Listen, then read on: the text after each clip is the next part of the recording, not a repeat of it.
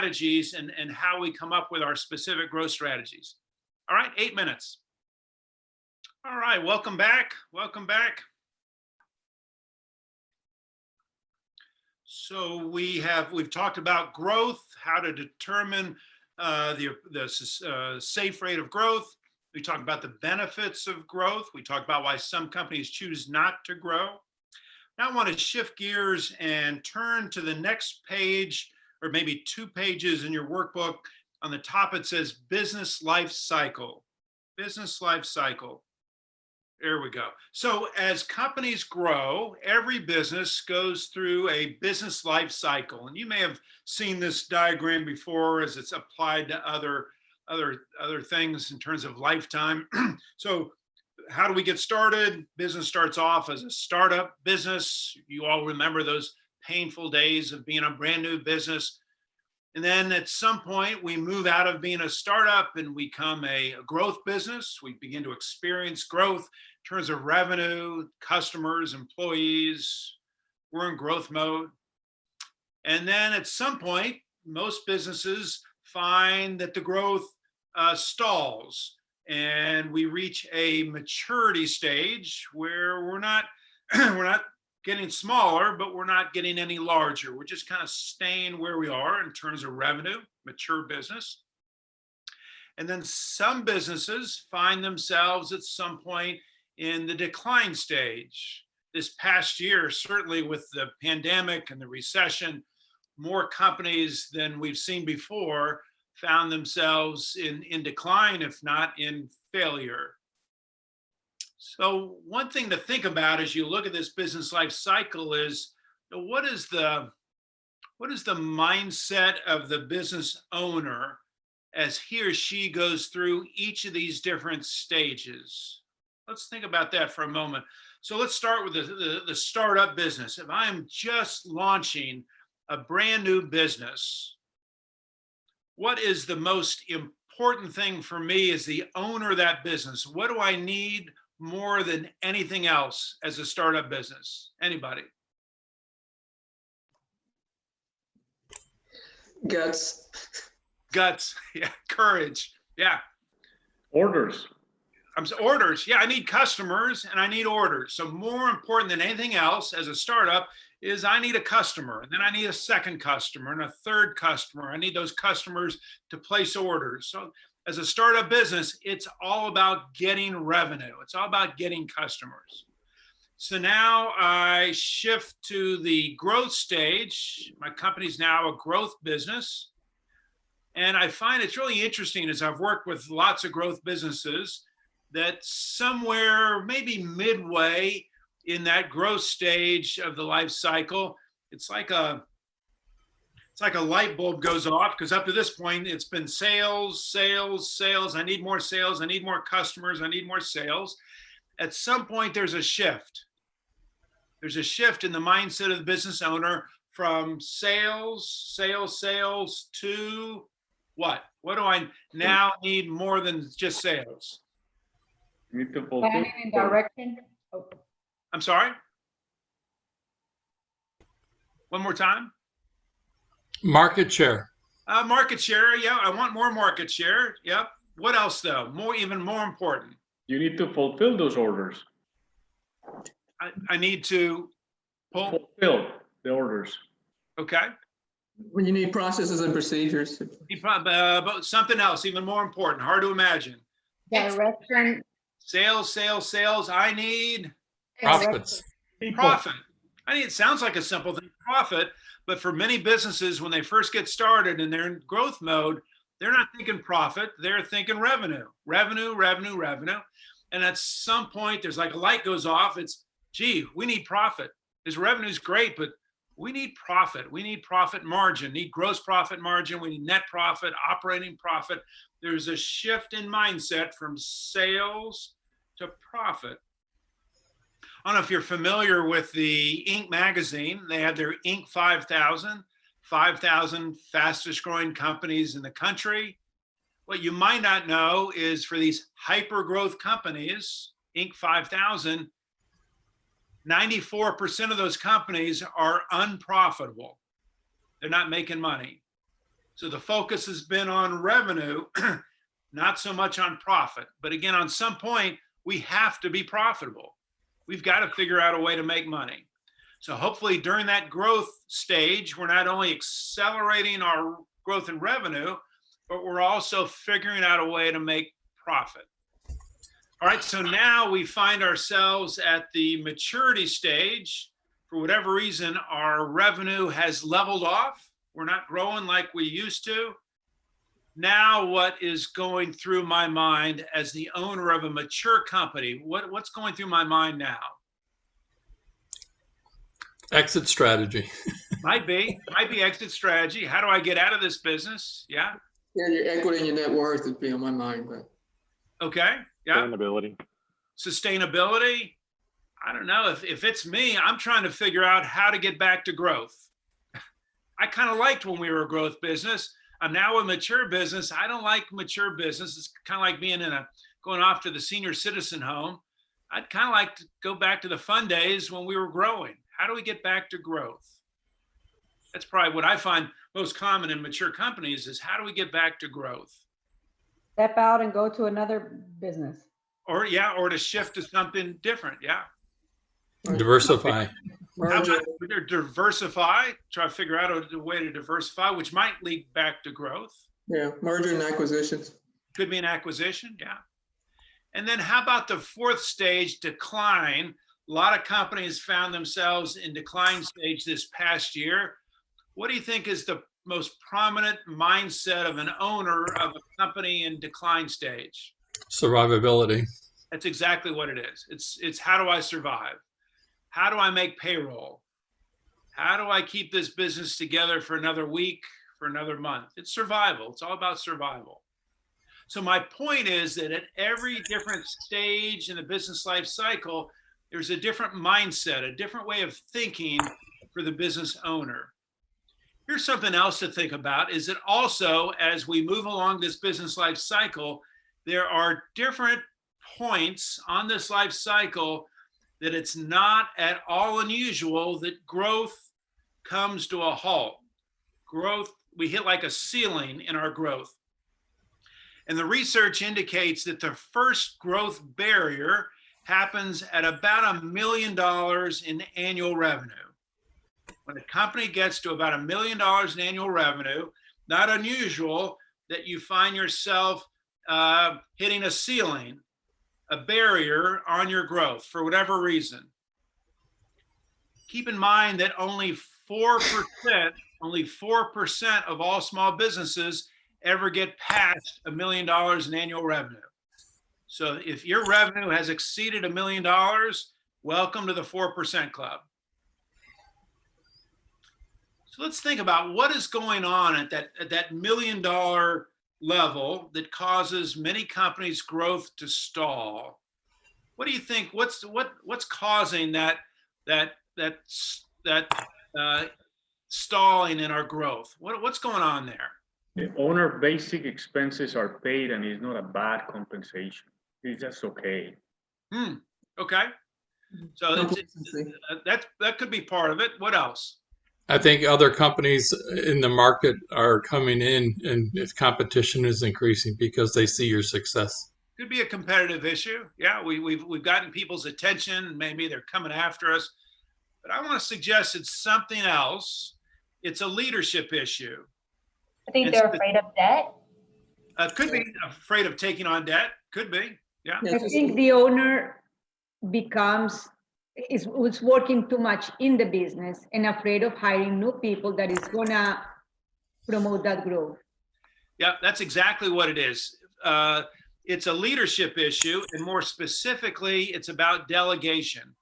Because as the owner of this company, up to about $1 million in revenue, I've been able to wear multiple hats, right? I'm in charge of sales, I'm in charge of finance, I'm in charge of operations, I'm in charge of marketing, I'm in charge of everything up to a certain point. And I can do that up to a certain point.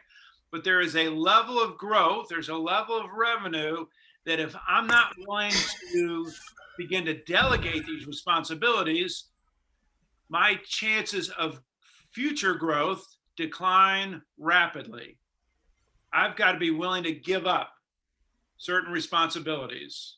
And for many you're- business owners, that's really, really hard, because one of the reasons that many people start businesses is because they want that control. They want to have the control over everything. And yet at some point, if I'm not willing to relinquish control, the growth of my business might stall, might hit that ceiling that we've described. So And your ceiling, was that $1 million gross or net? Like you said, 4% make about? gross revenue, Gross. about $1 million in revenue. So if you're at $1 million, you've not seen this barrier yet, just know that it's coming if you're not willing to let go. All right, the next barrier shows up, according to the research, at about $10 million in annual revenue. $10 million in annual revenue. Only 0.4% of all small businesses ever get to $10 million in revenue, 0.4%. And there's a very different issue at 10 million than what we experienced at 1 million. What do you think is going on in a business whose growth stalls at $10 million in revenue? What's the issue there? Responsibilities. Could still be around responsibilities. And yet the research shows something very different. Ability to market the business, to grow sales? Not so much, even though, again, that may be a issue. It's not the issue at $10 million in revenue. Vision, I'm sorry? vision, Vision, again, might be an issue, but it's not the big issue. Too much Could it debt. just be complacency? A little bit of complacency, but the But they- Maturity bubble. oh, you're getting much closer, much closer. The issue is about design, the design of the business. It's chaos. It's chaos because up to this point, we really haven't had to go about organizing the business. We probably don't have an operations manual. We don't have systems. We don't have policies and procedures, no checklists. We're operating the business as if we were still at $1 million, except now we're at $10 million in revenue. It's chaos, a lack of design, a lack of organizational design. That's what causes businesses' growth to stall somewhere around $10 million in revenue. A lack of organizational design. So here's the good news. Now you know what causes companies to stall at $1 million. Now you know what causes companies to stall at 10 million. Why not begin to address each of those issues now? Why wait till you get stuck? Why not, if you're the owner of the company, if you've not begun to delegate responsibilities, why not start now? And if you haven't begun to organize your business, systemize your business, why wait till you get to 8, 9, $10 million in revenue? Why not start doing that now? And that way you just blow right past that $10 million barrier. Okay? Here's something else to think about. Going back to the decline stage, there's been a lot of research on companies that go into decline, and why is it that some companies are able to survive and many aren't? Many aren't. Probably less than 10% of companies that go into decline are able to survive. Why is that? Well, there was a very good book written a number of years ago. The name of the book is called Bounce, B-O-U-N-C-E, Bounce. I think the author is Keith McFarland, I think. He studied these companies that went into decline to try to figure out why some of these companies survive and even are successful, and that many don't. And here's what he found. First of all, he said, he determined that companies are designed in different ways. And he recognized 3 different ways that companies are organized. He said, you have, and some of you may have heard this before, we have Christmas ornaments, oranges, and Super Bowls. Every company is organized in one of 3 ways. You're either a Christmas ornament, an orange, or a Super Bowl. What in the heck is he talking about? Let's think about it. If I take a Christmas ornament and drop it from, let's say, 6 feet, hits the ground, what happens to it? It shatters, right? Christmas ornament shatters. 1,000 different pieces. Some businesses, when they find themselves in decline stage, they too shatter. They blow up into many different pieces. They don't survive because they're not organized in a way to take a really hard hit. They're a Christmas ornament, okay? What about the orange? The orange, if I dropped an orange from about 6 feet, what would happen to that orange? It's the ground. Wow. Is the orange still good? Is it still serviceable? Can we still eat that orange? Depends on if it's green or how mature it is. Parts of it. Then- Parts of it. Parts of it are still okay. Parts of it are still serviceable. The orange is still an orange, except now it's kind of bruised, right? It's not like it was before. Some companies, when they hit get hit hard, right? Like we did last year, hard hit. Some companies are able to survive. They're not like they were before COVID. They're not like they were before the recession, but they're able to survive. They're hanging in there. Maybe it's because they got the PPP loan or they got the EIDL loan or they're just hanging in there. Some people refer to these companies as zombie companies. You may have heard that term, a zombie company. I mean, they're like a zombie. They're just existing. They're just hanging in there. We've got a lot of zombie companies in our economy right now, just hanging in there. They're oranges. They're organized in a way to survive, but not certainly to flourish when they take a hard hit. What about the third? How about the Super Ball? The Super Ball, if I drop a Super Ball from 6 feet, it hits the ground, and then what happens? It bounces back up. Higher than it was before. The Super Ball takes a hard hit and comes back better than it was before. Some companies are designed in such a way that they can take a hard hit, and not only do they survive, but they're better off than they were before. I've got a couple clients who ended up having record third and fourth quarters last year. They took a hard hit, and then for whatever reason, they came back very strong the second half of the year. Those are Super Bowl companies. So my question to each of you is think about how your company is organized today, how your company is designed today. Is your company a Christmas ornament, an orange, or a Super Bowl? Well, clearly the Super Bowls are designed. One of the things that the author Keith McFarland found is that these were extremely resilient companies. They were designed to take a hard hit. They planned on taking a hard hit at some point. Extremely resilient. Something else he found about these companies, that on average, these Super Bowl companies did a complete redesign of their company every 3 to 5 years. A complete redesign every 3 to 5 years. Meaning if they were selling pencils to schools before, now they're selling paper to hospitals. New products, new markets. Complete redesign every 3 to 5 years. Not because they had to, but because they chose to. Think about that for a moment.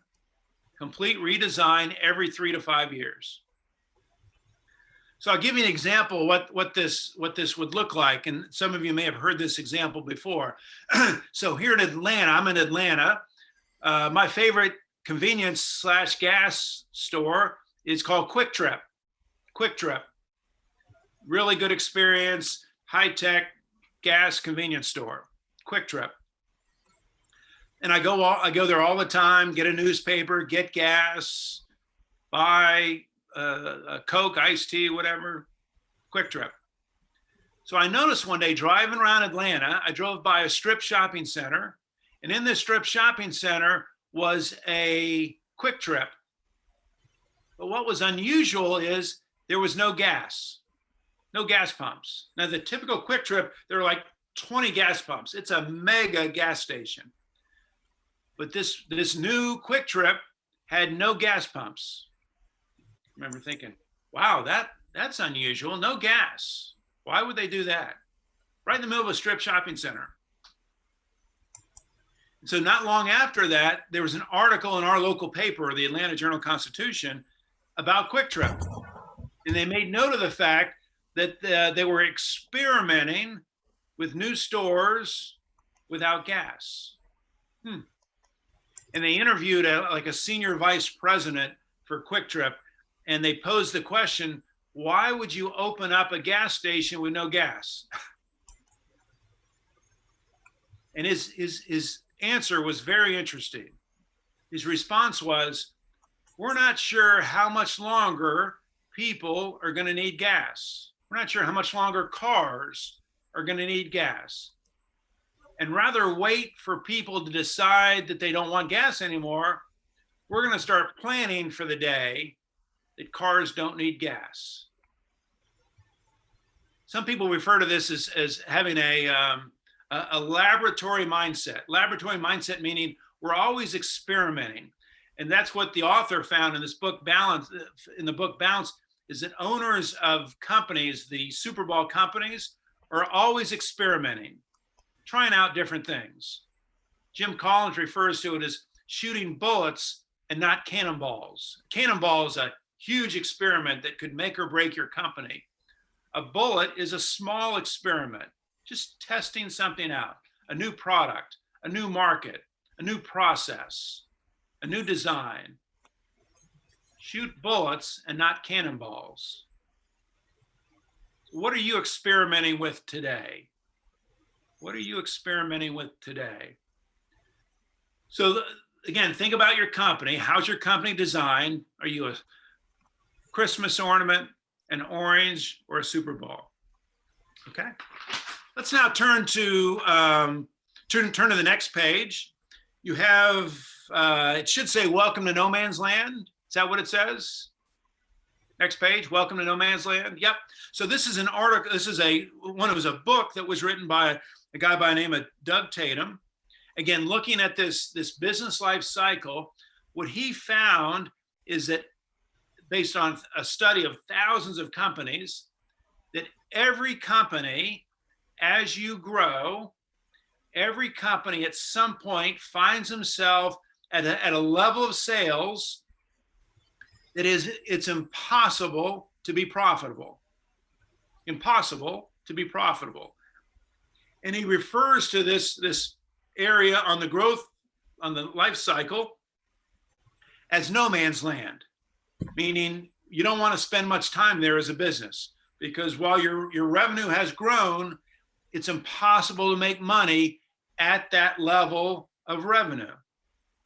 And your only choices are to either grow out of no man's land or to reduce your revenue and go back to where you were profitable before. But the key is just to recognize, if you've not gotten to no man's land yet, you will. You will grow your business to a point at some point where it's impossible to be profitable, impossible to make money. And you'll know it when you get there, because you're going to be really frustrated.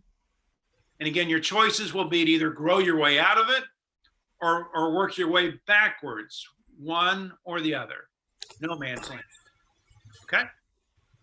Let's go to the next page. On your next page, you have what's called the growth matrix. The growth matrix. This is, I've found, a really helpful tool to begin thinking about. There we go. To begin thinking about growth strategies. Growth strategies. This is a tool that was developed, let's see, this was back in the late 70s, I think, by a professor at Stanford as a tool to begin to determine specific growth strategies. And the way this tool works is we have 4 quadrants. On the horizontal axis, we have whatever it is that you sell, your products, either your existing products or new products. And then on the vertical axis, we have your markets, who you sell to, either your existing markets, your existing customers, or new markets. And so out of these 2 factors, what you sell and to whom you sell, there are 4 different possibilities in terms of growth. The first possibility is what we call market penetration. And market penetration is a combination of selling our existing products to our existing markets. All we're doing is trying to get more sales from our existing clients, try to get them to buy more often, larger purchases, whatever it takes to get more sales from our existing customers. We call this market penetration.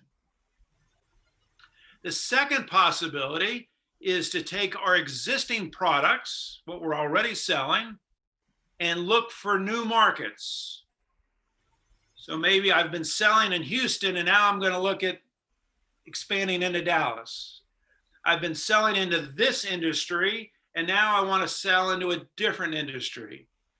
I've been selling to this demographic, young professionals, and now I'm going to sell to a different demographic, senior citizens.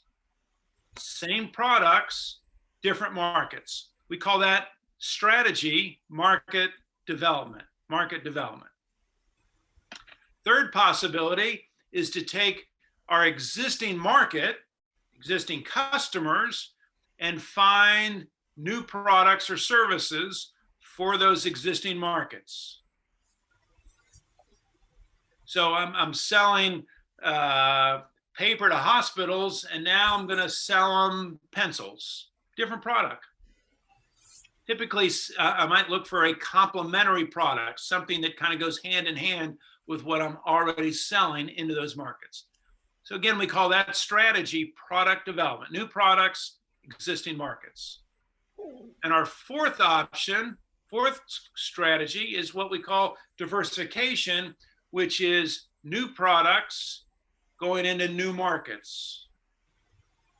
In a way, it's a whole new business, diversification. New products, new markets. Okay, so as you're looking at growth in 2021, this growth matrix suggests that at a high level, you have 4 choices. Where's the growth going to come from? Market penetration, product development, market development, diversification. As you look at these 4 choices, which one would you guess is the safest growth strategy? Anybody? Safest? Market penetration. Yeah, market penetration is the safest.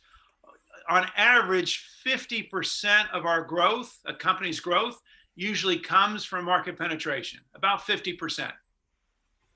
It's the easiest, right? We're not changing products, we're not changing markets, we're just trying to get our existing customers to purchase more of our existing products or services. So market penetration is the safest growth strategy. Well, the flip side, which is the riskiest? What's the riskiest growth strategy?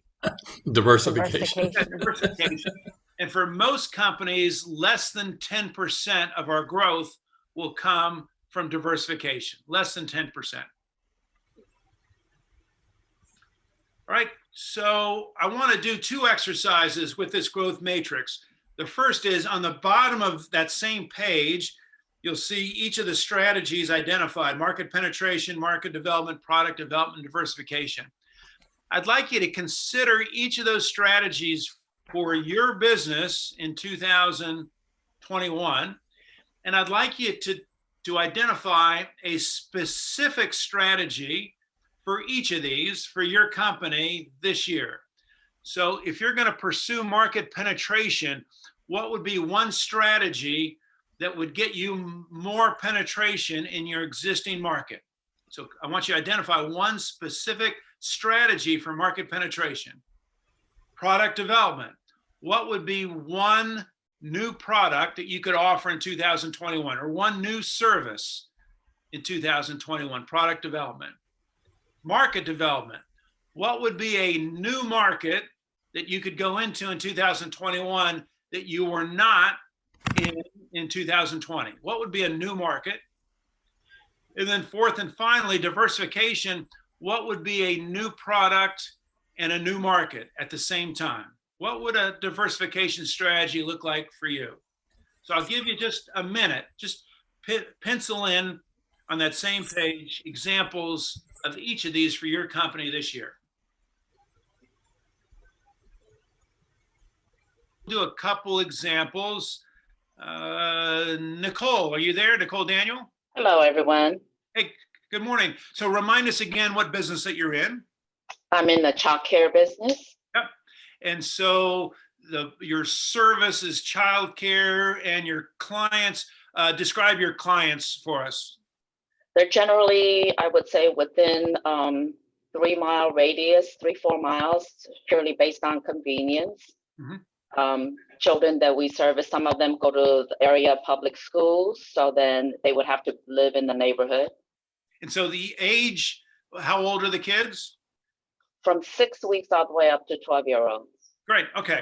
So we got an idea of the business. So let's start with market penetration. How this year, how could you get those existing clients in that market to purchase more of your existing service? What would be an example?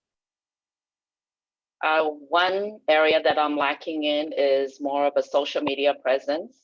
Okay. Just to remind people that we are here. So I've implemented some things to make that happen. So we're going to amp up our marketing effort, more marketing. Great example. Correct. Great example. All right. How about product development? What is something that you're not currently offering, a service that you're not currently offering that you could add this year?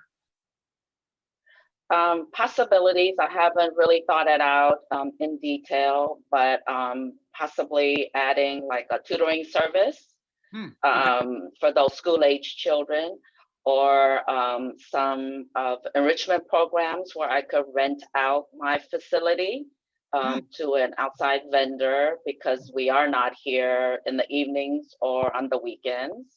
Okay. So the building just sits idle. You know, I know that some daycares also rented out to churches as a revenue source. And then I do not offer like hourly service where parents might just need a couple of hours, simply because it's just difficult for a child to come to a strange facility with strange people, and it becomes very disruptive. But that's another revenue Great. All source. those great ideas. How about market development? So currently you're serving a geographic area, a couple miles radius from your location, kids pre-K all the way up to age 12. What would be potentially a new market that you could go into this year? But this is one area that I'm not quite sure how to appeal to that market. However, I'm located right off of 249, and I'm literally right off the freeway. So there are parents who travel along 249 to obviously go to and from work. And so if I could reach out to those who are a little distant from me, but if they're still going into town, you know, that's a possibility. Sure. So expanding your geographic reach certainly would be an example of market development. Good. And how about diversification? What would be an example for you of a new service and a new market? I couldn't think of anything at that point before the time ran out. Okay. Anyone want to help her? What might be an example for her of really diversifying her business? This is Angeline. I had a thought, Nicole. Webinars for parents. So many parents are trying to figure out what to do during COVID. They don't understand, but those are methods that you probably practice every day. And you could also leverage other professionals in that area, so it wouldn't really require a lot of additional time for you. But it could be a free service or a paid service, but it would also bring a lot of traction to who you are, what your business does, and what you offer. Wow. I have Nicole, another one. you should be paying for that advice. That was really good. So offering Thank you, Angeline. something online, either you pay for it or you don't, which would expand your market, and that'd be a whole new service. Very interesting. Yeah. So does everyone see how the tool works in terms of thinking about 4 different strategies? So here's a second exercise I want you to think about. For each quadrant, assuming you've thought about how much you want to grow in 2021, 10%, 20%, 50% growth. Of that growth, I want you to think what percent of that growth is going to come from each of these 4 quadrants. So of your growth, how much of it's going to be market penetration, a percentage, and write that into that quadrant. How much is going to be product development? How much is going to be market development? And how much of your growth is going to come from diversification?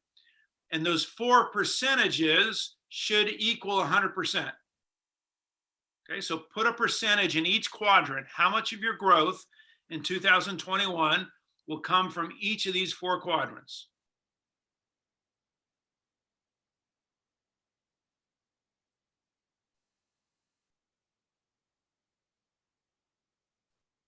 Just kind of forcing you to think about not only how much growth, but where is that growth going to come from in 2021?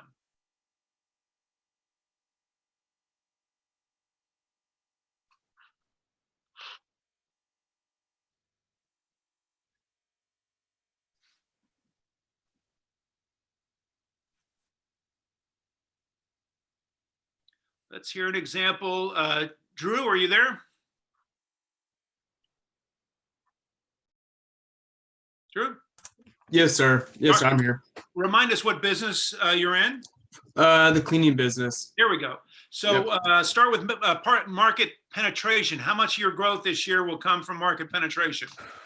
I would say probably majority of it. So, okay, so more than half?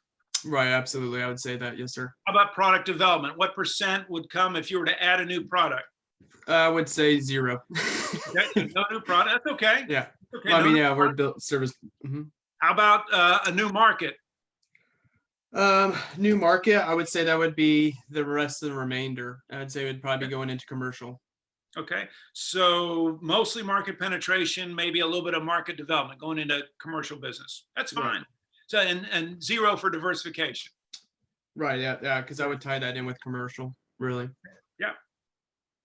All right. So again, it's just forcing you to think about not only how much will you grow next year, but where will that growth come from? Okay. So let's now turn to the next page. We have 2 more things I want to cover, and then we'll take a break. As you're working on your strategy, your growth strategy, there was a book that was written by a gentleman by the name of Don Schminke a number of years ago. He studied all of the great military leaders, the Greeks, the Romans, all the way to modern times. And he was curious, how did they come up with their military strategies? How did they decide, who to fight, when to fight, and how to fight? And as he studied all these great generals, military generals, he found that almost to a person, they asked 3 exact same questions in coming up with their strategies, their battle strategies. The first question is, which battle? If you think of each of you in a way are fighting a war, right? In terms of trying to grow your business, and there are multiple battlefields that you can engage on. The first question was, okay, which battlefield? Which battlefield? And a battlefield essentially represents a product and a market. The second question they all asked is, once they identified a battlefield that they thought they could be most successful on, the second question then was, who is the enemy? And underneath who, write the word what, because sometimes it's a what, mostly it's a who, but sometimes it's a what. Who is the enemy? And then the third question is, how do we win? 3 questions to ask as you're developing your growth strategies. Number 1, which battlefield? And again, a battlefield is a product and a market. So my battlefield is going to be, if we go back to Nicole, her battlefield was daycare services, kids 4 to 12 within a 3-mile radius. That's her battlefield. And then second question, who's the enemy? And oftentimes, at least the first answer that usually comes up in terms of the enemy is competition. My competitors are the enemy.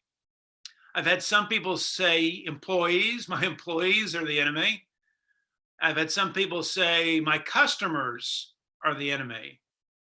So a variety of different answers, but who or what is going to prevent you from winning that battle? And then again, step 3 is a specific strategy for winning that battle, given whatever it is that you're selling and to whom you're selling. So this just gives you kind of a framework as you're thinking about your growth strategies. 3 things that you need to identify: battlefield, who's the enemy, how do we win? And in doing so, if you turn to the next page, your growth strategies should be based on a clear understanding of 3 things. 3 things. Number 1, your growth strategy should be based on a clear understanding of your competitive advantage. Your competitive advantage. What is it that makes you different? What is it that makes you unique? Next week, when we begin the module on marketing, we're going to spend quite a bit of time talking about your competitive advantage and how do you determine and leverage your competitive advantage. But number 1, in terms of developing your growth strategies, is you've got to decide, what is our competitive advantage? How are we better than everyone else? Number 2 is your growth strategy should be based on a clear understanding of your business model. How is your company organized? This is something we're going to talk a lot about in module 5. There's a very good book, the title escapes me, I'll think of it, that makes a compelling case that at the end of the day, there are only 3 business models. 3 business models. One is focused on customers. The second is focused on innovation. And the third is focused on efficiency. Customers, innovation, efficiency. 3 business models. And so as you're thinking about your growth strategies, you've got to ask yourself, okay, what is our business model? Are we all about taking care of customers? Or are we all about being innovative, coming out with new products, new services, new markets? Or are we all about being as efficient as possible? Because your business model will play a huge role in developing your growth strategies. So number 1 is, what is your competitive advantage? Number 2, what is your business model? And number 3 factor in developing your growth strategies is, what is your exit strategy? Exit strategy, in other words, how are you going to get out of this business? You figured out a way to get in business. How will you exit the business? And when we come back from our next break, we're going to spend the remainder of our morning talking about your exit strategy. So Natalie, let's take, how about a 6-minute break this time? Tim, may I ask you a question? Yeah, sure. Can you please tell again what are the 3 models of business? Sure. It's customer orientation is the first one, where everything about the customer drives the business. The second is innovative business model, where everything we do is based on being the newest, the fastest. Everything is about innovation. And the third business model is about operational efficiency. How can we do this faster and more efficiently and cheaper? Those are the 3 business models. And we're going to spend a lot of time on that in module 5. And you also outlined, you said competitive advantage, business model, exit strategies were the 3 points of what topic? On the page that says your growth strategy should be based on a clear understanding of those 3 things. So without that page, just find a spot to write growth strategies should be based on three things. Number one, our competitive advantage. Number two, our business model. And number three, our exit strategy. And when we come back from break, we're going to shift gears and talk about exit strategy, how we develop our exit strategy. All right, so I want you to imagine the following. Imagine you found out today with complete certainty that your business is going to be gone in 6 months. Your business is going to die. It's going to be a natural death. It's not going to be painful, but your business is going to go away in 6 months from today, disappear. What would you do differently over the next 6 months? If you knew your business was going to be gone in 6 months, what would you do differently over the next 6 months in terms of the operation of your business? What would you do differently? Anybody?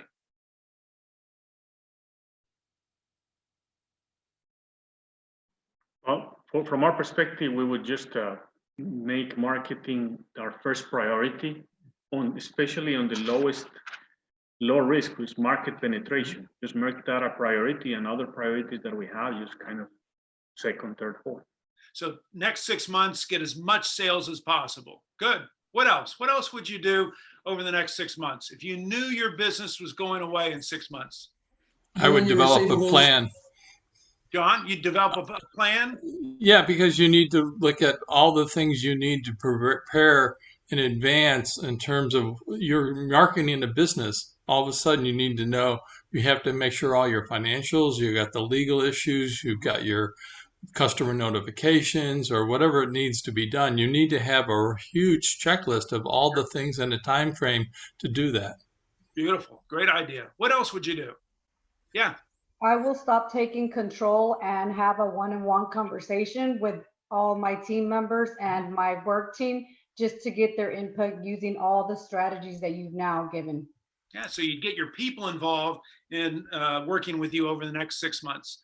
What else? Anything else that you would do over the next 6 months? This question you're asking, Tim, are you asking what would I do to keep the business from not dying? Or is it going away? It's going to die regardless? No, it's a good question. It's going away for sure. Okay. I'm looking for what would you do different over the next 6 months in preparation for that?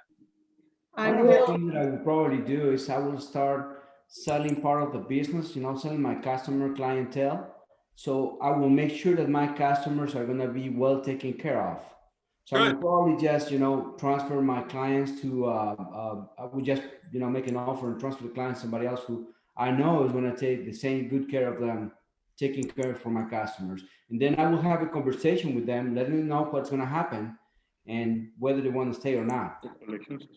Okay, so you'd really engage with your customers. Luis, yeah. I think you need to collect debt. Oh, yeah. You would speed up your collections, right? Because you want to get all the cash you can possibly get. If you had a difficult employee, would you keep that employee or would you get rid of them? I would get rid of them. You'd get rid of the bad employees. How about the bad customers? If you have a bad customer, would you keep or would you get rid of that bad customer? I've gotten rid of customers, bad customers You're before. the bad customers, yeah. Not good. Wait a minute, hold on 1 second. I'm starting to like this business. Why is this business going away? Think about all that we've done now. We've come up with a plan for the next 6 months. I've gotten rid of all my bad customers. I've gotten rid of all my bad employees. I'm taking really good care of my good customers. I've amped up my marketing because I want to get as much revenue as I can over the next 6 months. Wow, this looks like a pretty good business. What just happened? What did I do that created this better business than we had yesterday? Said a lot of no's. Okay, yeah. What else? You valid where your business is at, where you see your business at right now. Okay. What else? What did I do in the very beginning? I mean, you gave it a timeline and a vision, so it's almost putting a tombstone in front of you, if you will. Yeah. I created an exit strategy for each of you. I said the business is going away in 6 months. I created an exit strategy for each of you. And as a result of creating that exit strategy, look what happened. It caused us to think differently about our business. So I use that example because so often when we're not thinking about an exit, we're just operating our business as if this business was going to be around forever. Well, here's breaking news, so to speak. You are going to exit your business. You are. At some point, you're going to exit this business. And better to prepare for that exit now than to wait until it's already happening. Every entrepreneur exits their business. It's just a fact. 90% of small businesses have no current written exit plan. And that might explain why over 50% of exits for small businesses turn out to be near disasters, because there's no plan in place. We haven't anticipated it. All of a sudden it happens. And so that's what I want to try to prevent from happening for each of you as we think about exit strategy. So there are thousands of different books on leadership, thousands of different books on sales and marketing. A friend of mine decided he wanted to do some research on exit strategy and went looking for a book, and he couldn't find one. So he decided to write his own book, and it's the book that you see there on page 28, written by Patrick Ungashek, and the book is called Dancing in the End Zone. It's hard to find a book on exit strategy. So he wrote his own book. He did research. He surveyed over 500 business owners on their exit strategies. And then he wrote this book. Now, where does the title of the book come from? How many of you are familiar with Otis Wright? Otis Wright? You're in Houston. The name should ring a bell. He was a wide receiver for the Oilers in 1968. 1968, Otis Wright. And he did something that no wide receiver in pro football had ever done before. He caught a long pass, he caught a bomb from the quarterback, and he went running into the end zone. And he was so excited with the play and the score and everything, he did a little dance in the end zone. No one had ever danced in the end zone before that we know of. And after the game, he was asked about the dance in the end zone. They said, what was up with the dance in the end zone when you caught that long pass? He said, I was just so excited. It was a big play at a big time, and I just felt like I should celebrate. Well, that's where Patrick got this idea, because as he interviewed small business owners like you and I, he found that we all want to be just like Otis Wright. We all want to dance in the end zone, right? We all want to get to the end zone, and we'd all like to do our own dance. And so that's where he came up with the title, Dancing in the End Zone. And what he found when he did these interviews is that there are 7 questions that need to be asked relative to establishing an exit strategy. 7 questions. So I just want to walk through these 7 questions with you, just to get you beginning to think about your exit strategy. The first question is, when do you want to exit? So Patrick, when he did the study, interviewed 500 business owners, asked this question: when do you want to exit your business? And what do you think by far was the number 1 answer? Anybody? Number 1 answer. Sorry? 3 years. How many? 10. Retirement?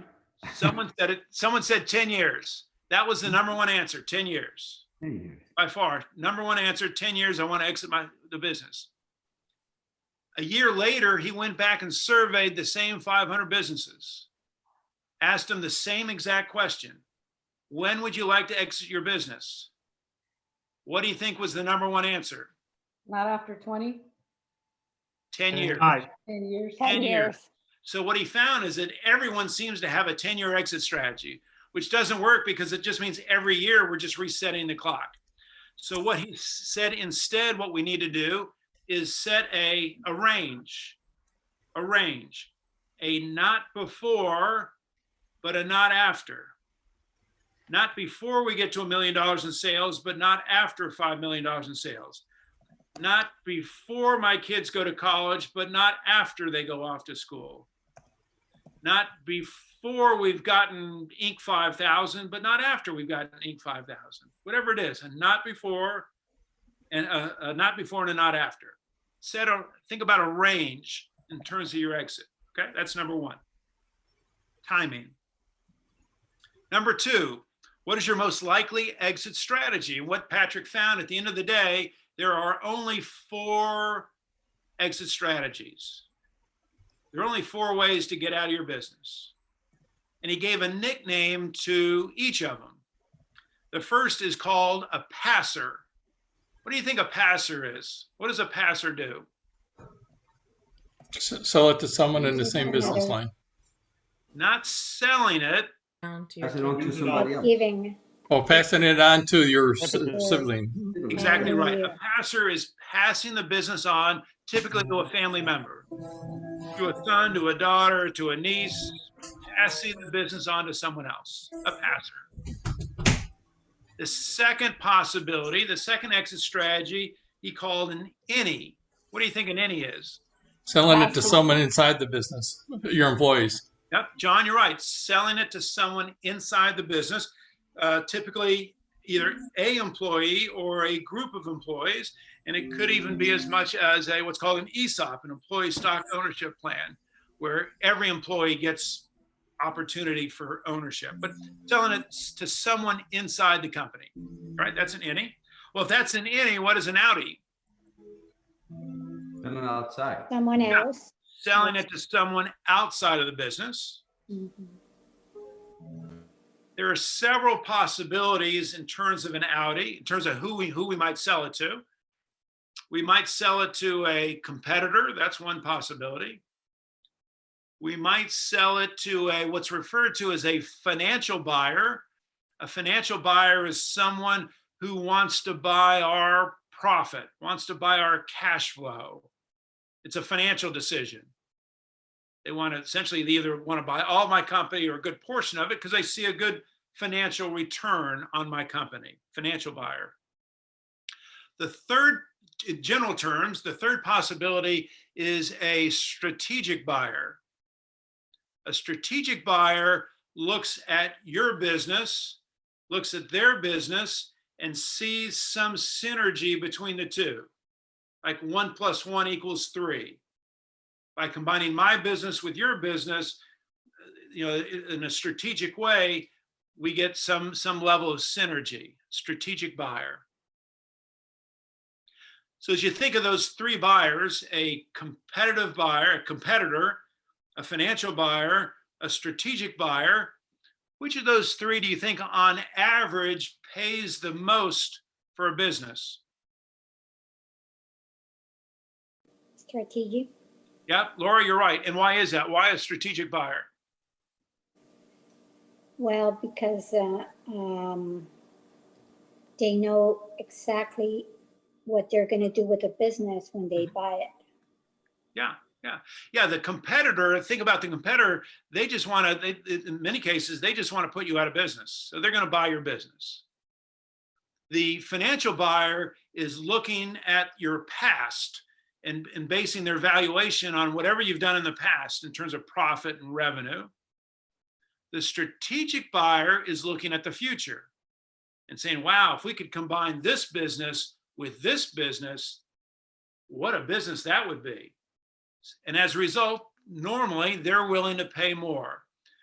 So as you're thinking about your exit and thinking about if you're thinking about an outie strategy, I would begin thinking today about who might be that strategic buyer. They're not a competitor, but they may be someone either in your industry or in a adjacent industry, where again, they say, wow, if we could join up with those guys, that would be a great company. Strategic buyer. Think about who would be a strategic buyer for your company today. What really differentiates the competitor from the strategic buyer? The competitor, again, is primarily just interested in knocking you out of the market, eliminating you from the market. I can't beat you, so I'm just going to eliminate you. I'm going to buy you out. And they may want your customers. They may want your employees. They say, well, wow, he's got great people. I can't hire people like that. I'm just going to buy his company. Okay. All right, so we got passer, innie, and outie. The fourth possibility is a squeezer. I'm a squeezer. A squeezer, the exit strategy is to try to make as much money before your exit, knowing that there's not going to be any money after the exit. So I'm a one-man consultant. I'm just going to try to make as much as I can up until the day I stop working, and then that'll be it. I'll just close the doors, turn off the Zoom meeting, and I'll be all done. I'm a squeezer. So think for yourself, put a check mark by the exit strategy that you would say today you're most likely to pursue. Which one seems to fit you best today? Tim, I have a quick question. Sure. For the strategic buyer, the combining, would that fall into a category if you want to do a joint venture or a partnership with someone? Sometimes, that's a great question. Sometimes, and I actually oftentimes recommend, why don't do a joint venture, partner up on a project, partner up on a deal. It's kind of like dating before you get married, right? So let's test drive this and see if it works. And if so, maybe we'll do another one. And then at some point we decide to join forces. Yeah. Because that is something that I've seen now with the pandemic, doing as a business consultant in marketing, that a lot of businesses or small businesses don't want to close because they don't have the funds, but they're looking into people who want, like you just said about the strategic buyer, combined with their business and make one unique thing, which a joint venture and partnership is what lots of people are looking into at this moment for what situation we're going through. That's why I wanted to ask your opinion. Yeah, it's a very good idea. The numbers vary a little bit, but the most recent number I saw was that fewer than 50% of acquisitions meet the expectations of the buyer, fewer than 50%. And one of the biggest reasons for that is it's not a good fit. Well, how do you know it's not a good fit until you get together? And one way of determining that is just, let's do something together. Let's test drive this. Let's do a project. Let's do a joint venture. Let's test drive this partnership before we get to be one. Yeah. Thank you. All right. Number three. I think one of the books we're going to be reading kind of touches based on that. I forget the title, but I know it's one of the books. That's a sign that kind of touches base on if it's not going to be a good fit. Yeah, the E-Myth might talk about that a little bit. It's one of the other ones. It'll come to mind. It has a blue and white cover, but it'll come to mind. Laura, you had a question? Yeah. When in flower business, there's a lot of bankruptcy. Which one does it fit on this type of, because they end the company with bankruptcy? Yeah. That's so many. That's of the four options, that's probably the squeezer. They made whatever they could, and then they're just having to close their doors, which is always very sad to see that happen when there's not some value to that business on its closing. But certainly in today's world, we've seen lots of evidence of that. Yeah. Okay, thank you. All right, the third question then is, how much is what's called your exit magic number? And what Patrick talks about is that on the day that you exit your business, you want to have a dollar figure in your mind of how much money you're taking away from this exit. And he calls that your exit magic number. How much money? And I'll be sending you it's an Excel spreadsheet that was created by a gentleman by the name of Mike Iverson. It's just a way of calculating your exit magic number. How much money do you need essentially to walk away from your business? And it's based a little bit on age, it's based on lifestyle, it's based on what you're going to do next after your business. Question number 4, relating to that exit magic number, is where will that money come from? It's not unusual for a small business owner that exit magic number is a 7-digit number. $1 million, $3 million, $5 million. That's what I need when I exit this business. So then the question is, so where's that money going to come from? 2 places. One is you're going to be saving money as you're running your business. So money that you accumulate while you're in business. We call that the now.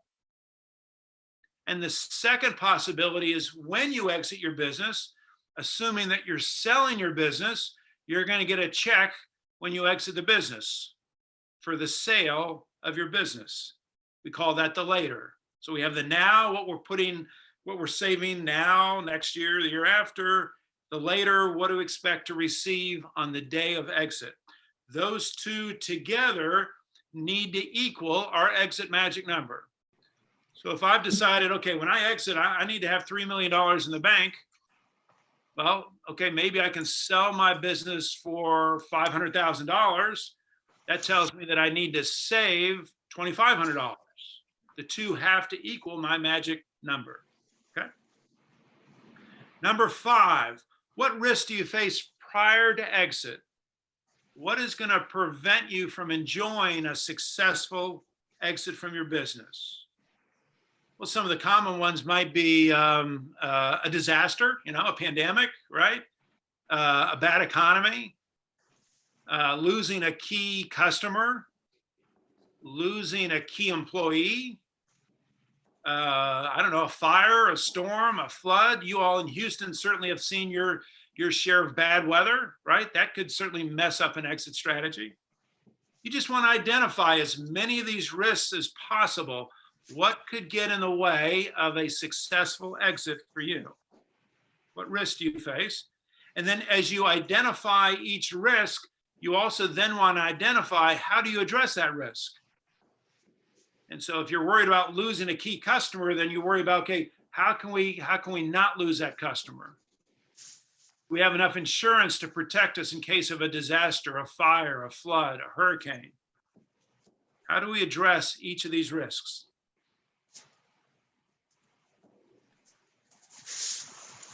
Number 6 is the most, how do I want to put it? The least considered question, and it may be the most important question. What will you do in life after exit? What will you do in life after exit? So let's see. Julie, are you there? Julie? Yes, I am. All right. Do you know how to play Jeopardy? I think so, yeah. Good. So you know how Jeopardy works. I give you the answer, and then you're going to give me the question. I'll try. All right, you ready? Here's the answer. Here's the answer. 17 months. How long it will take me to really get back into life after exiting my business. Such a good answer. It's not the right answer, but it's a really good answer. Anyone want to help Julie? 17 months. Tim, you got to play the music. Double Jeopardy. Not before and not after? No, 17 months. To actually exit your business? I'm sorry? To actually exit your business? No, 17 months. Average lifespan after retirement. Yeah, Jason, you hit it. Average lifespan of a business owner after exit. 17 months. 17 months. That's not depressing. I don't like that answer. It's motivation, Richard. Sorry, Drew. Yeah, 17 months. So what they found, what happens, again, because most business owners don't prepare for exit, and they just end up exiting, and they don't know what they're going to do next. And when they've studied the science of this, think about how hard your brain operates as a business owner, right? Your brain is going like this all the time, right? Your brain is used to working at the high capacity because you're making big decisions all the time, a lot of stress. And then all of a sudden you exit your business. You're playing golf in the morning, you're watching Jeopardy in the afternoon, Netflix at night. All of a sudden your brain is now working like this. And what they found is the brain dies first and then the body follows. And it's because you're just not accustomed, you're accustomed to this, and now you're doing this because you have no other choice. You haven't thought of another option. What's interesting they have found is this statistic is very close to what they found in the military, that when high-level generals, colonels retire from the military, average lifespan is about 17 months. Because again, they're doing very important work, very important people, thousands of reports, and then they retire and they haven't prepared for that retirement. Hey, So that's Tim, my- to apply that to modern day, I think that some of us, well, if anyone's had to quarantine and to not be at work and have to slow down because of COVID, I think you could find yourself in that, like an accelerated phase of that. At least I know I have.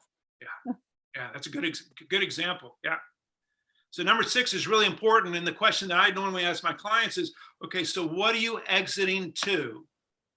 I'm less interested in what you're exiting from than what are you exiting to? Is it another business? Is it volunteer work? Is it travel? You have a hobby? What are you exiting to? And then finally, number 7 is, who is your exit planning team? And the idea that Patrick suggests in the book that today you want to put together your exit planning team. And it's like a football team. Who's going to get you to the goal line?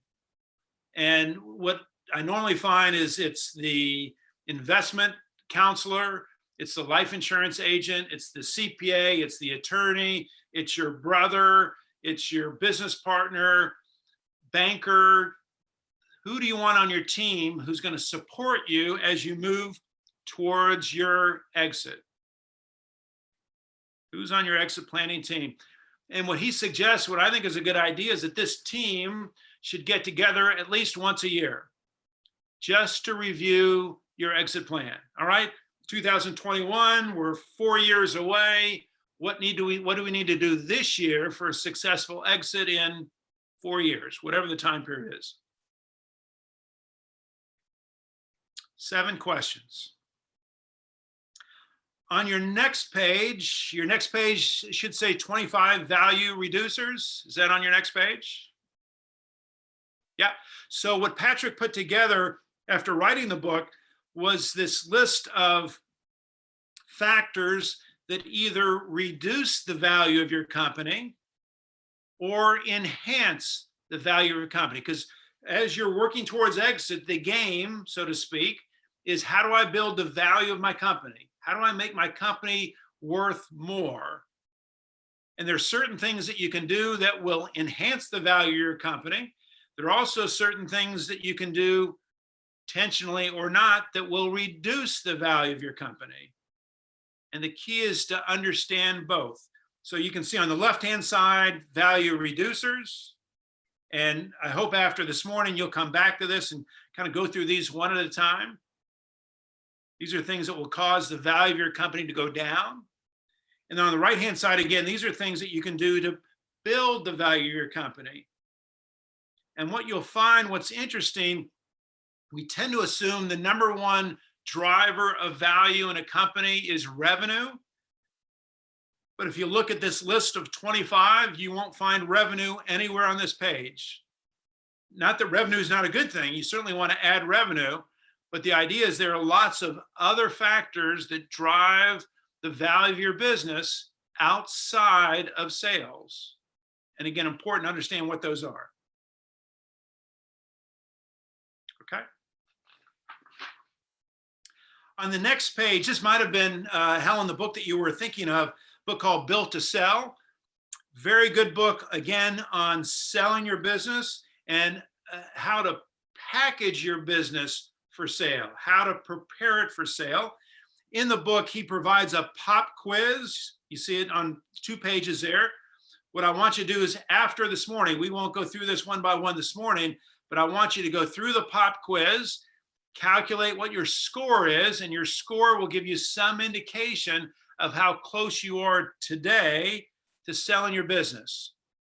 And if you're above 50, you're better than most. Most small businesses, when they take this pop quiz, are usually less than 50 points. They're not ready to sell. Okay. the last thing that I want to share with you, if you turn to the next page, it says rules for managing J-curves. Rules for managing J-curves. So we've been talking about creating strategy, making good strategic decisions, strategic choices. How many of you are familiar with the concept of J-curves? Just show of hands. Have heard of J-curves? No? You may be familiar with the concept. You may not have heard the term before. The idea with J-curves is that every strategic decision, I'm going to pull back up the share screen here, pull this up.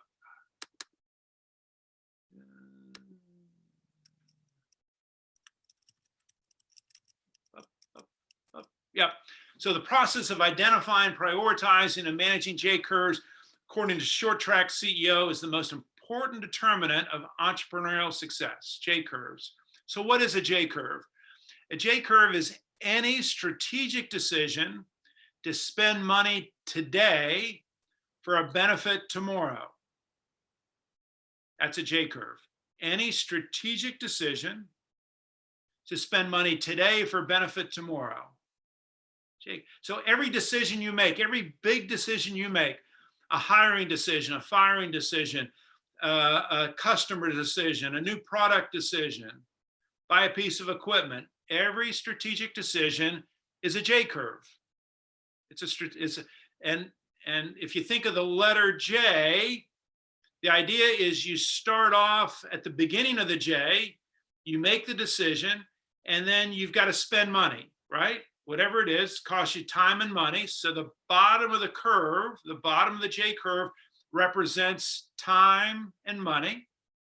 And then as you work your way through the bottom of the J and you begin to rise, that's when you begin to see a return on investment on that particular decision. J curve. So let's look at some rules for managing J-curves, because at any given moment, each of you has multiple J-curves that you're in the middle of. Multiple J-curves. So number one is you want to measure and manage the depth and the breadth of the valley. The valley is the bottom of the J for every J-curve. What does the bottom of that curve look like in both time and money? So I'll give you an example. Let's say my J-curve is I'm trying to decide whether I should hire a salesperson. That's a strategic decision. Should I hire a salesperson? Well, I know when I hire that salesperson, for at least the first 3 months, he or she, they're not going to be selling anything. All they're going to be doing is costing me money. So the bottom of that curve is going to be those 3 months when all I'm doing is writing checks and not getting anything back, but I'm developing that salesperson, I'm training that salesperson, they're learning the job, so that at some point I come out of the bottom of that curve and I begin to see sales. And so what I need to do is I've got to measure, what does the bottom of that curve look like? Is it 3 months or 6 months? Is it $20,000 or $40,000? What is this going to cost me? What does the bottom of the curve look like? Number two, the second rule is do not become emotionally connected to a J-curve. I see this very frequently. Thinking again about, let's say I'm hiring a salesperson, and I've come to believe it's going to take 3 months for that person to get their first sale, and we get to the end of 3 months and there's zero sales. Well, do I fire the salesperson? Well, of course not, right? I've got emotionally, I'm tied into this decision, and it's very hard for me to exit this J-curve. I've gotten emotionally connected to this J-curve. And as easy as that sounds, it's hard to separate yourself from a J-curve, particularly when you're on the bottom. Number three, you don't want to take on too many J-curves at once. My experience has been 5 to 7, okay, number of J-curves. Any more than 5 to 7, maybe too many.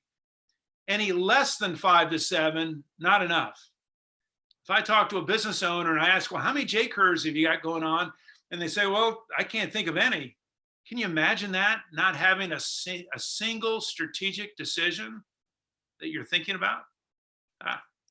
Number four, create and manage a plan to quickly move from phase 1 to phase 3. Phase 1 is the beginning of the J. Phase 2 is the bottom of the J. Phase 3 is when you reach a break-even point on the part of the J that's rising. Break even is phase 3. So you want to come up with a plan that says, okay, how do I go from phase 1 to phase 2? I want that to be as short as possible.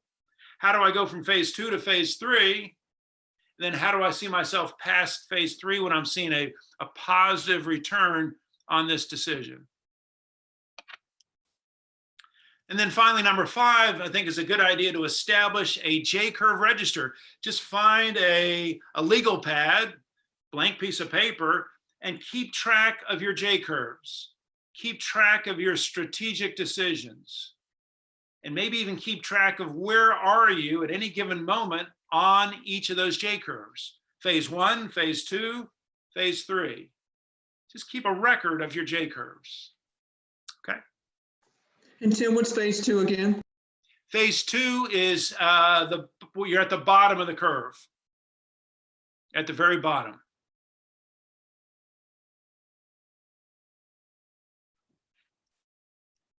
All right, David versus Goliath. I'm going to share, there's a really good TED talk on this story, but most of you, I'm going to guess, are familiar with the story of David versus Goliath, right? Little guy against big monster.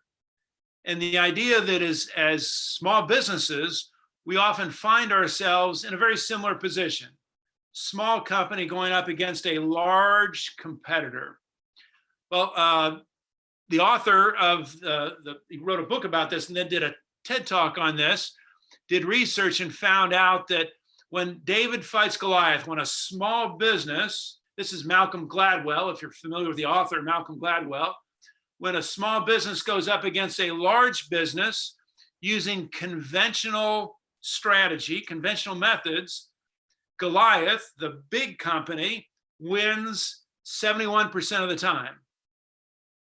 So if you do nothing different as you compete against big companies, you're going to lose 71% of the time on average to the big guys. But then he looked and said, okay, what happens as David did in the story? What happens when David uses unconventional methods? What happens when the small business does something unexpected, something different, something spectacular? In that case, David, the huge underdog, wins 64% of the time. So the message there is that I'm sure each of you are up against larger competitors. And as you're working on your growth strategies, ask yourself, what is it that we should do different? What is it that we should experiment with? Just as David did versus Goliath with his slingshot with the powerful rocks, what could we do that no one would expect? How do we become David versus Goliath? Again, I'll send you the link. Gladwell did about a 10-minute TED talk on this whole dynamic about the underdogs against the favorites and how to win. Really interesting. Okay. All right, so let me pull this down. That brings us to the end of this module. And let's stop share. As we will always do, I want to do a quick rapid recall. Richard, we're going to start with you. I just very briefly, one takeaway from today. Richard, what was helpful today? I got to work on my math skills is one of my takeaways today, but I think talking about the exit strategy and having that, even though I don't think I'm going to be anywhere near that stage for a while, is a valuable thing to think about. Yeah, good. Michael, and then Helen, you'll be next. Michael, what was helpful today? When we talk about different developing strategy, which battle I'm fight, who's my enemy, and how do I win? Good. Very important. Good. Thank you. Helen, and then Margarita. But yeah, sustainable growth rate is key because that ties in with, exit growth strategy and the other elements. So that one was important for me. Thank you. You're welcome. Margarita, and then Amy, you'll be next. Growth rate, preparation, organization, and the exit strategy. And most of all, answering my question of the partnership and joint venture. Good, good. Amy, and then Luis, you'll be next. I was grateful to be able to have time to think about the different ways that we can grow our business and kind of take time to put that down on paper and then think about our exit strategy. Okay, super. Luis, and then Christine, you'll be next. Defining the steps for an exit strategy. Okay, good. Christine, and then Nicole Daniel, you'll be next. It'll be a sustainable growth rate for us. I guess we never thought of it that way, as big as we try to grow. Nicole, and then Diamela, you'll be next. I'm finding that facing the brutal truth of my status of my business is sometimes painful, but you know, from pain comes healing. So I'm looking forward to the growth possibility. Good. Diamela, and then Julie, you'll be next. I didn't know about J curves, so that was very enlightening. Yeah, just gives you a different framework to think about those decisions you face every day. Julie, and then Drew, you'll be next. The 4 ways to grow your business, as well as the sustainable growth rates, and working on my math. Okay, good. Drew, what was helpful today? Laura, you'll be next. So I would say the growth matrix, just taking a look at that. That was most helpful today for me. Good. Laura, and then Nicole Holdman, you'll be next. For me, the math formula, sustainable growth rate, seems so difficult at the very beginning, and it's so simple, and it could help me understand how to grow the business. Nice, thank you. Nicole, and then Roxana, you'll be next. So the growth matrix and the development strategy were very helpful for me in improving my business structure. Good. Roxana, are you there? Almost exactly what she said too. I really enjoyed the battlefield analogies, like when actually developing the strategy, and as well, like many others, the exit strategy. Good. Angeline, and then David, you'll follow. For me, it was the harsh reality that I'm not ready for growth. Ooh, yeah. Take away. Better to understand that now maybe than later. Absolutely. Yep. David, and then Amy. For me, the growth, actually 4 things: the growth matrix, the exit strategies. I like the page you share the 25 value reducer and enhancers of a business. When I read this one here, there's a lot of things that I can improve. And the next one is the J curve. Was actually a really good analogy, a way that I can use to make decisions in my business. Yeah, very good. Amy, what was helpful today? And then Lewis. I already went. Oh, I'm sorry. Lewis, what was helpful today? I would say, if I don't have a strategy when I exit, I'm going to be dead in 17 months after. So I better know what I want to do with my life and to stay. It's kind of a scary number. Christine, are you there? Yes. Christine Hentz? Yes. So I think the growth strategies is the most helpful today, the matrix, to kind of just help decide how it's going to happen. Good. All right, next week, we're back next Tuesday. We move into module 2. We're going to talk about marketing. We're going to talk about the trends in marketing. We're going to define marketing. We're going to talk about your competitive advantage. We're going to talk about pricing. We're going to talk about how to evaluate your marketing efforts. So maybe over the next week, be thinking about your marketing strategies. You'll have a pre-read that'll come from Gina before next week, a little bit of reading before next week. And I think there are a couple things we'll be sending you as well. So Gina, I'll turn it back to you. Thank you very much. And yes, as always, be on the outlook for that email from me. It will have all the information that you need, all the links that you need. I will send the article about the marketing, and reach out to me if you have any questions or concerns during the week. Natalie, do you have anything you need to mention before we sign off? Yes, so I do see in the chat a few questions. So the video for today will be uploaded to our website within 2 to 3 business days. And if you email Gina, she'll email you the link to access the recordings. And also the PowerPoint that Tim uses, that's also available for everybody in the webpage that has all the materials. So I believe Gina actually sends that link to everyone. It's the page that has all the list week by week and has all the links to materials for you to download. The slides are on the very, very first week.